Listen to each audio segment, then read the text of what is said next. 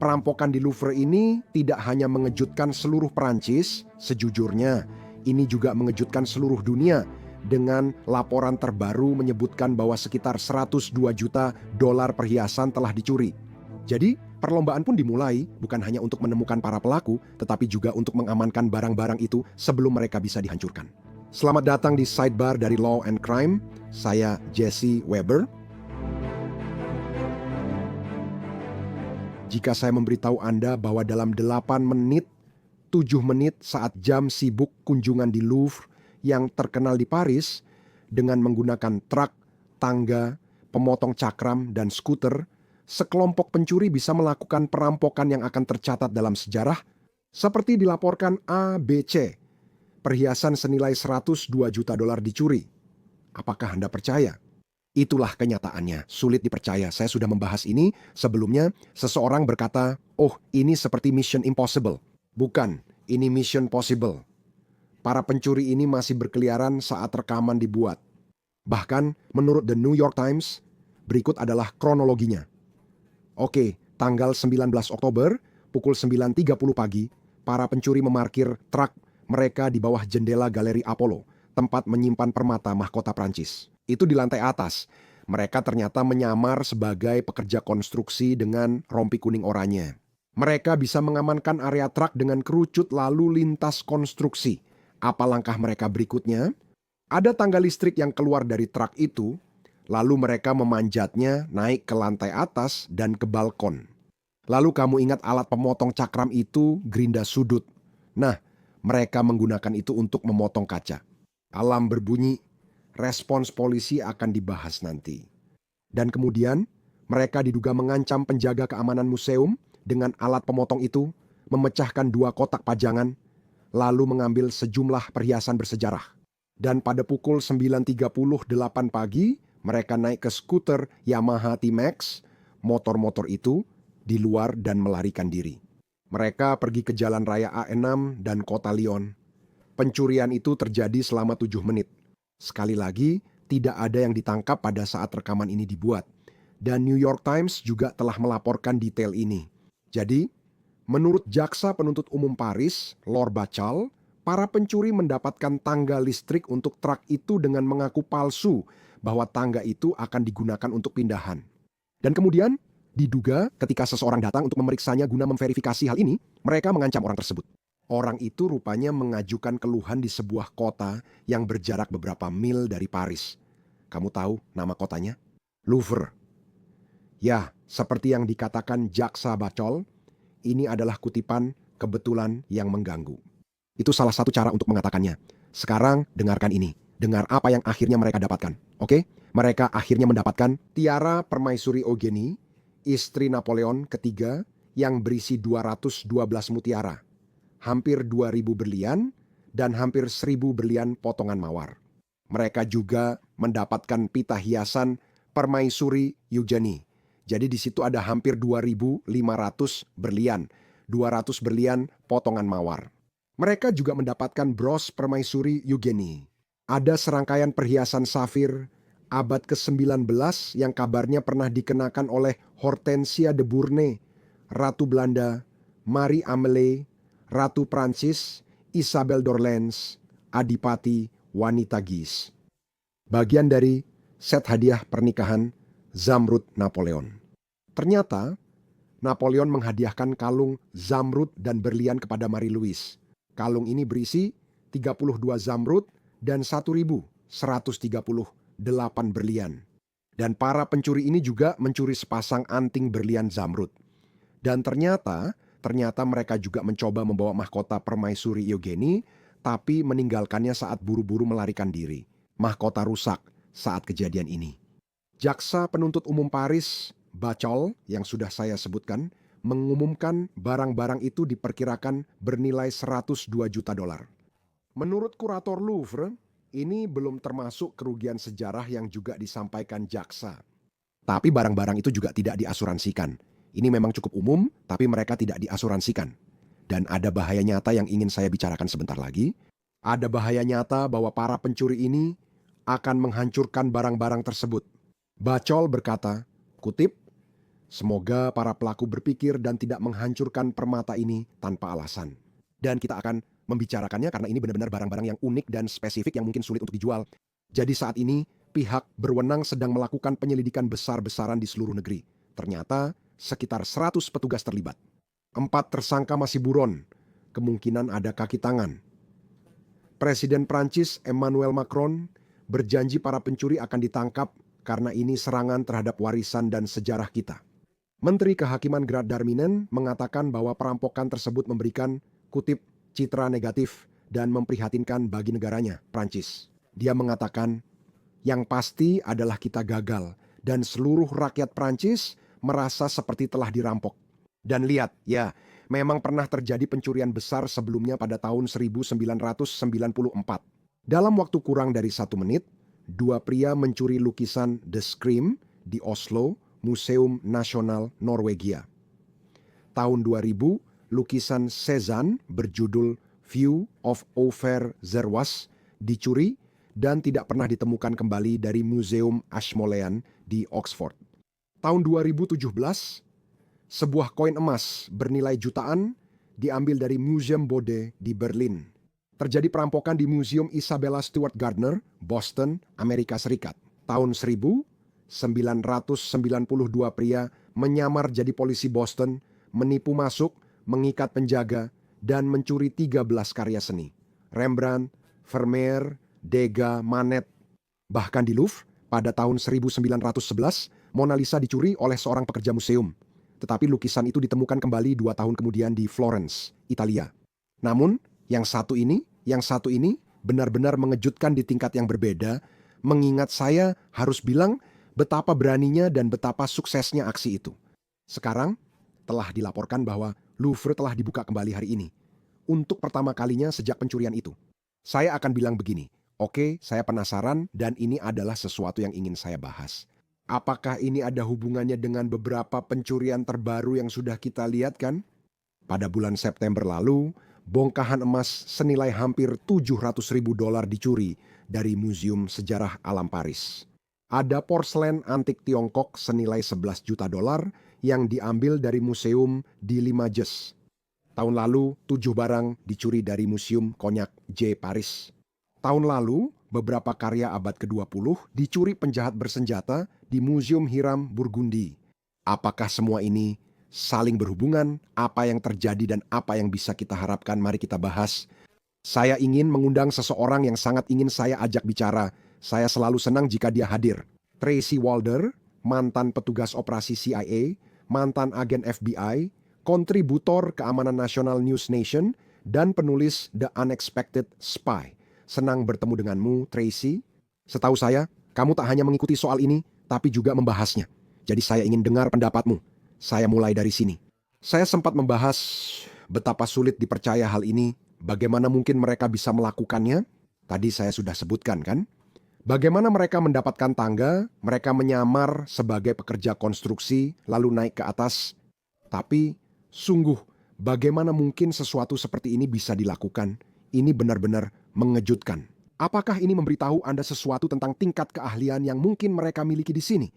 Terima kasih atas undangannya, Jesse. Saya juga pernah membahas ini di News Nation dan media sosial saya.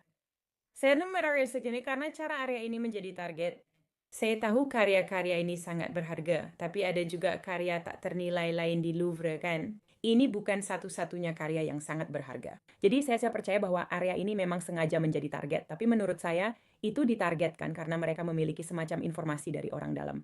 Menurut pendapat saya, mereka pasti sudah tahu bahwa itu adalah area tertentu di Louvre. Area Seine, area yang menghadap ke Seine, sedang dalam renovasi dan sudah cukup lama dalam proses renovasi.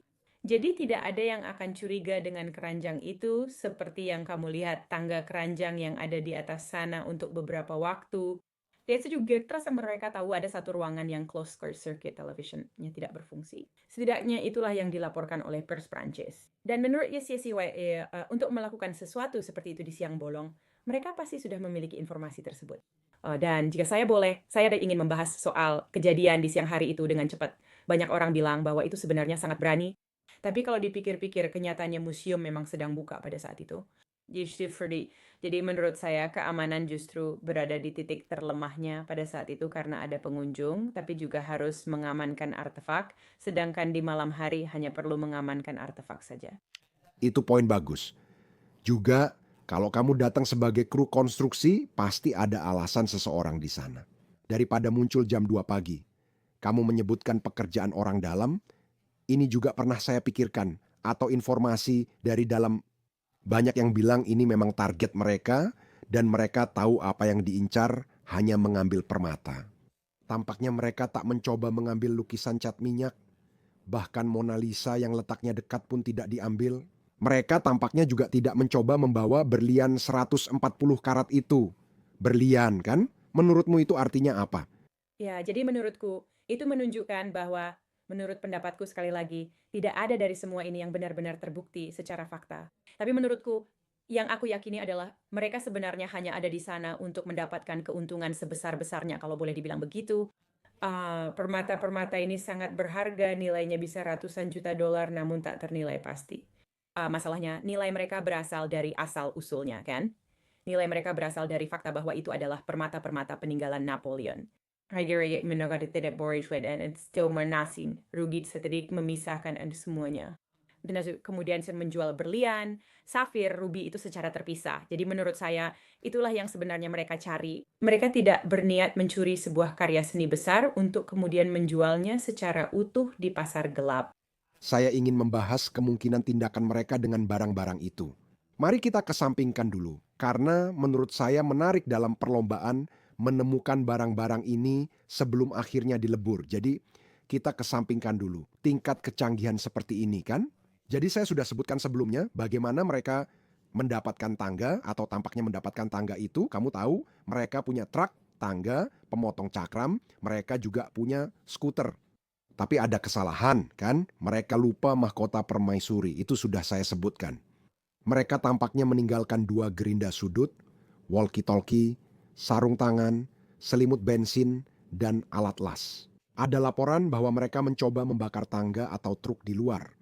Tapi kalau kita pikirkan soal forensik, Jaksa Penuntut Umum Paris Laura Bacall, yang sudah saya sebutkan sebelumnya, tampaknya menyarankan bahwa mereka sedang melakukan pengujian forensik terhadap ini. Apakah ada unsur dari kejadian ini yang ceroboh? Jadi menurut saya Kiko unsur yang ceroboh di sini, dan saya tahu beberapa orang tidak setuju dengan saya, tapi 7 menit itu waktu yang sangat lama, Jesse. 7 menit itu waktu yang sangat lama untuk melakukan perampokan. Menurut saya, itu sebenarnya bagian yang paling ceroboh. Memang 3 menit dihabiskan untuk masuk dan keluar, tapi masih ada 4 menit. Jadi kalau kamu menonton itu, sepertinya video TikTok, saya lupa, yang direkam oleh seorang saksi mata. Mereka benar-benar hanya berdiri di sana selama 4 menit dengan gerinda sudut itu. Itu tuh sangat ceroboh sekali. Kalau kamu melakukan sesuatu seperti itu, kamu harus cepat masuk, cepat keluar. Kamu tidak mau hanya berdiri di sana saja. Dan itulah yang mereka lakukan. Jadi menurutku kalau kita mau benar-benar mulai dari tingkat paling dasar tentang ini, menurutku fakta bahwa mereka membutuhkan waktu 4 menit untuk melakukan ini sudah menunjukkan kalau mereka ceroboh sejak awal, karena sebenarnya itu waktu yang cukup lama. Apakah Anda yakin ini terkait kejahatan terorganisir? Menurut Anda, apakah mereka pernah melakukan hal serupa sebelumnya? Atau apakah ini hanya kejadian sekali saja? Apakah menurut Anda ini menunjukkan bahwa mereka tidak merencanakannya dengan baik sehingga mereka tidak memiliki tingkat profesionalisme seperti itu? Nanti akan saya bahas karena ada hal lain yang baru saja terjadi. Menurut Anda, mungkinkah ini terkait kejahatan terorganisir? Ada juga teori bahwa mungkin ada individu atau kelompok individu yang sangat kaya yang menyewa orang lain untuk mencoba mendapatkan permata-permata ini. Apakah cara pikir kita sudah benar? Beritahu saya. Saya pikir ini ya mungkin terhubung ke jaringan lebih besar, tapi saya tidak tahu pasti apakah terkait kejahatan terorganisir. Dan alasannya menurut saya adalah karena tingkat. Saya rasa Intel harus tahuin apa yang diambil dan sistem mana yang tidak aktif. Kiraisan itu tuh bukan sesuatu yang biasanya dimiliki oleh pencuri pemula. Itu adalah seseorang yang punya kecerdasan, kalau dipikir-pikir, seperti dunia spionase dari dalam. Dan orang itu mungkin digaji dalam suatu bentuk oleh organisasi kejahatan terorganisir ini. Jadi itulah yang membuatku berpikir ini mungkin terhubung dengan sesuatu yang lebih besar. Apakah aku tahu pasti? Tidak, tapi memang tingkat kecerdasan mereka itulah yang membuatku curiga. Jadi aku sudah sebutkan sebelumnya bahwa ada pencurian-pencurian baru-baru ini kan? Menurutmu, apakah itu ada hubungannya dengan ini? Menurutmu, penyidik melihat kejadian baru-baru ini dan bertanya, apakah ini rangkaian atau pola? Ini melibatkan orang atau jaringan yang sama? 100%. Dak diragukan lagi mereka sedang melakukan itu. Sejujurnya itu akan menjadi pekerjaan polisi yang buruk jika mereka tidak melakukannya. Iya, dan itu saya memang berpikir semuanya bisa saja saling terhubung. Pada saat yang sama, Paris sendiri, dan sekali lagi, pihak Prancis sudah mengakui hal ini. Ini sudah banyak diberitakan di media Prancis bahwa mereka mengalami masalah dalam hal staf dan keamanan di banyak museum mereka karena pemogokan, karena serikat pekerja, dan hal-hal seperti itu. Dan salah satu hal yang sebenarnya dilakukan oleh Museum Louvre, saya rasa itu terjadi menjelang akhir tahun lalu, tapi saya bisa saja salah soal tanggalnya adalah mengajukan paket keamanan senilai beberapa ratus juta euro untuk meningkatkan keamanan di Louvre. Sekarang Macron benar-benar menyetujui hal itu. Itu sudah disetujui, tapi jelas belum diterapkan. Jadi mereka tahu dan sepenuhnya sadar bahwa ada celah keamanan di beberapa museum ini. Nah, bagaimana pendapatmu tentang museum lain yang juga mengalami hal serupa? Menurutku, mereka memulainya, dan ini bukan berarti aku meremehkan mereka, tapi di museum-museum yang kurang dikenal. Untuk menguji apakah mereka mampu melakukan ini dengan sukses, dengan Louvre bisa dibilang berada di puncak dalam hal keamanan dan semua itu. Jadi aku bertanya-tanya apakah beberapa kejadian di awal tahun lalu itu semacam tempat uji coba, kalau boleh dibilang, untuk hal ini. Dan menurutku ini seperti perlombaan melawan waktu kan? Karena apa yang akan mereka lakukan dengan barang-barang ini? Di mana mereka membuang barang-barang itu? Apakah mereka menjualnya ke penadah? Apakah mereka memasangnya di barang baru? Apakah mereka melelehkan emasnya? Maksudku, NBC melaporkan bahwa ada para ahli yang mengatakan bahwa barang-barang ini sangat spesifik, sangat unik. Kamu tak bisa langsung menjualnya tanpa dicurigai, jadi harus melelehkannya. Kalau begitu, kamu harus bertindak sangat cepat sebelum mereka melakukannya. Menurutmu bagaimana? Jadi ada beberapa hal yang kupikirkan. Seperti yang kamu bilang soal teorimu tentang kolektor besar yang memesan ini, menurutku itu bukan kasusnya di sini. Menurutku, kalau seorang kolektor besar yang memesan ini, pasti bukan permata seperti ini yang membutuhkan presisi tinggi untuk dilelehkan, kan? Aku pikir dalam kasus ini, permata-permata ini sedang dicari dan mudah dikenali. Ini adalah permata yang sedang dicari dan mudah dikenali. Jadi ya, selalu ada pasar gelap untuk segala sesuatu. Maksudku, dengar, seseorang mungkin saja membeli permata ini dan kemudian tidak pernah memperlihatkannya lagi. Tapi begitu banyak orang di dunia ini tahu bahwa permata itu jelas-jelas hasil curian, beda, para kolektor biasanya ingin memamerkan barang-barang mereka. Jadi mereka akan sangat kesulitan untuk memperlihatkan permata itu kepada orang lain. Tapi aku juga berpikir bahwa meskipun itu sangat menurunkan nilai permata, dengan membongkarnya, permata-permata itu sendiri tetap bernilai puluhan juta dolar. Aku pernah membaca para ahli, seperti ahli restorasi seni dan ahli permata, mengatakan bahwa semua ini bisa dilakukan dalam waktu 1 minggu. Jadi aku tidak ingin terdengar pesimis, tapi menurutku aku rasa beberapa barang ini sudah dibongkar. Tapi kalau mereka membongkarnya, apakah mereka butuh mesin khusus? Apakah mereka harus pergi ke tempat tertentu untuk melakukannya? Dan apakah itu akan menimbulkan kecurigaan? Ya, bisa saja. Nah, sekali lagi, jelas aku bukan seorang ahli perhiasan. Itu bukan latar belakangku, jadi aku tidak tahu bagaimana barang-barang ini akan dibongkar. Kamu tidak bisa langsung mengambil permata dari situ, itu tidak semudah itu. Tapi itu memang bisa membuat orang curiga. Lagi-lagi, mungkin teoriku ini bagian dari jaringan lebih besar. Ya, menurutku mereka membayar orang untuk melakukan ini. Jujur padamu. Jika ini dijual di pasar gelap, seperti katamu, jika memang benar-benar begitu, misalnya ada kolektor atau kelompok yang berkata, "Aku tidak akan menunjukkannya ke siapapun dan akan menyimpannya di brankasku, apapun keadaannya." Kemampuan untuk melacak transaksi pribadi di pasar gelap seberapa sulit? Ya ampun, itu sangat sulit sekali. Dengar, yang ini mungkin lebih mudah ya, karena tingkat pengawasan yang tinggi, semua mata tertuju padanya. Yang ini mungkin lebih mudah, tapi tidak jauh berbeda. Banyak orang kembali menyerangku hanya karena aku bilang kolektor tidak memesan ini.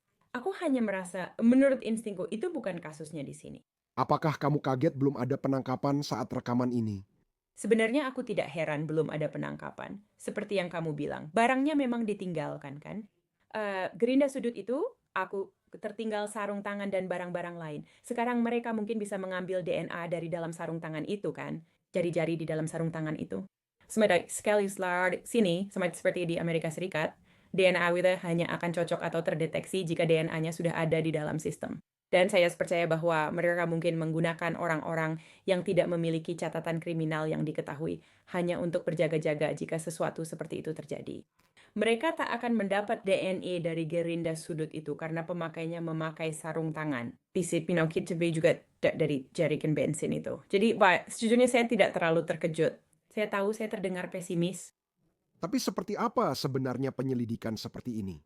Maksud saya, menurut laporan ABC News, ada perusahaan keamanan Israel yang dikenal sebagai CGE Group yang sekarang tampaknya menjadi bagian dari penyelidikan ini.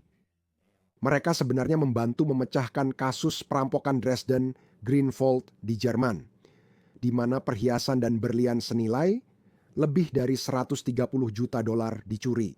CNN telah melaporkan bahwa unit kejahatan warisan budaya Interpol mungkin sekarang akan ikut serta dalam penyelidikan ini. Ada keterkaitan internasional.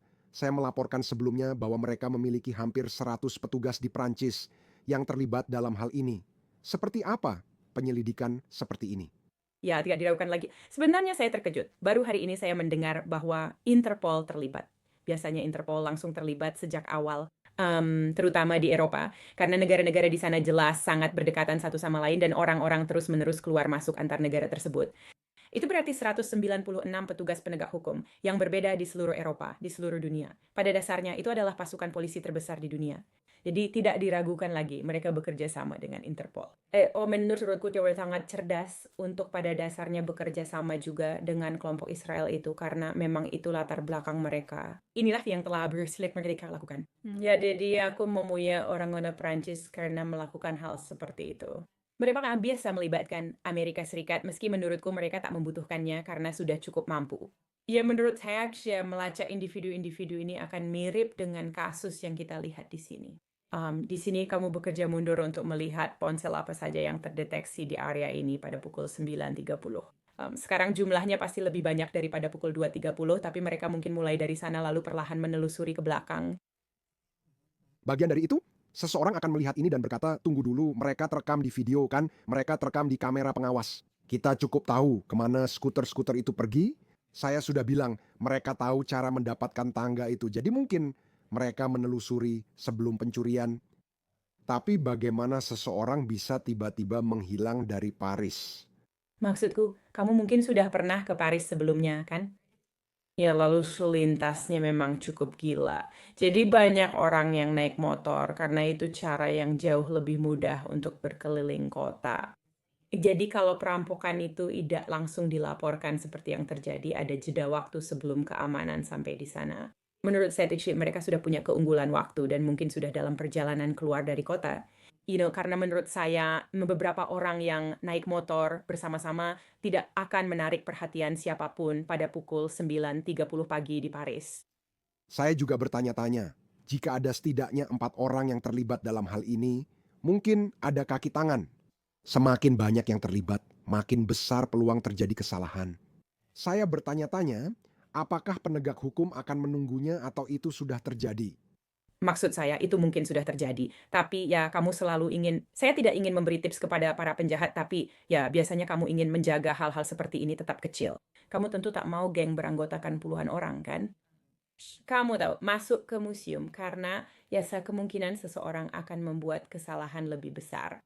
4 orang, kalau mau jujur, aku yakin mereka sudah berlatih untuk ini dan mungkin sebelumnya juga. Aku tidak berpikir ini adalah sesuatu yang tiba-tiba mereka putuskan untuk dilakukan begitu saja suatu hari. Aku rasa mereka memang sudah berlatih untuk ini, berlatih di gedung lain, berlatih di rumah, hal-hal seperti itu. Aku yakin ini sudah dipersiapkan sebelumnya. Bahkan bagian tentang mengancam petugas keamanan di Louvre dengan pemotong itu maksudku, menurutku itu juga merupakan bagian yang menarik dari kejadian ini. Mereka tidak bersenjata, kan?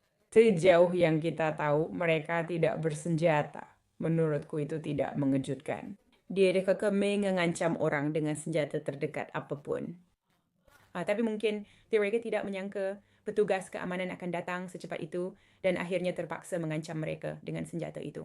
Tapi Izinkan saya bertanya sesuatu. Kamu bilang bagaimana ini terjadi?